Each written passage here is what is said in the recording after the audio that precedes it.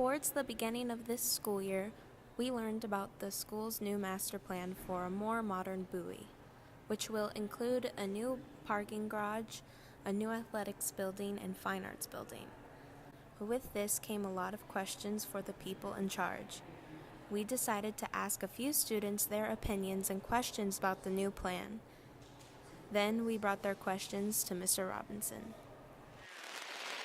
My question for Mr. Robinson about the new master plan is, how long has this plan been in development?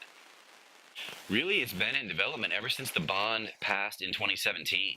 And I say that formally because that's when we knew we had permission to begin the work, right? We knew that we had money allocated in the bond to be able to address parking and fine arts and athletics. Where would the tennis people go if they were doing construction at the tennis site? This is something that schools go through when they modernize and renovate and expand. And so there are people that specialize in doing that work. And so the team at Page has been very intentional about making sure that they don't take away a space until they give us a new space. Are there going to be more school buses provided because people are going to have to take this, the buses more, because they won't be able to use their cars?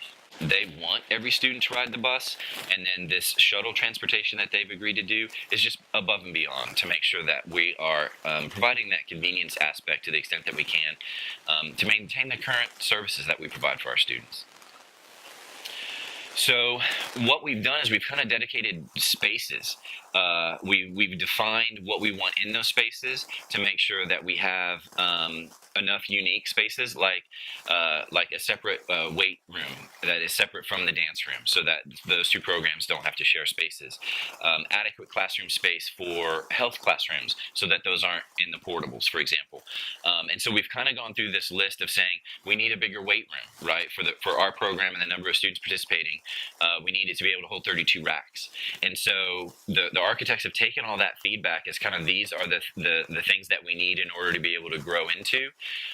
We've identified those and then put them on this list and said it's going to be in this space.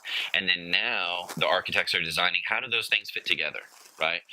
In thinking about fine arts, for example, how can we make sure that there's not one wall between band and orchestra, so that the sound that bleeds through is disruptive to orchestra or choir or whatever's next door, right? How can we make those things fit so that they all fit together? What we'll notice is that there's kind of a pedestrian crosswalk that's going to go through the middle of the parking lot. It's going to be connected to the front of the campus and go through the middle of the parking lot, which will then become a way for students to walk into the parking lot, and then they'll be able to, kind of continue from there over to Lot B at Bethany. If students then say, I qualified for the attendance incentive, I'm going to be a junior next year, then their names will go into a hat, basically, and we'll pull however many spaces we have. Let's say it's 80. We'll pull 80 names out of that hat, and then those students will be able to park within walking distance to campus, basically, which is at the Bethany lot, which will be Lot B. Then any other current sophomores who will be juniors next year, or students who didn't qualify for the attendance incentive, will be able to park at the remote lot, Lot C, at West Oak Woods Baptist Church, with the shuttle service provided by AISD Transportation.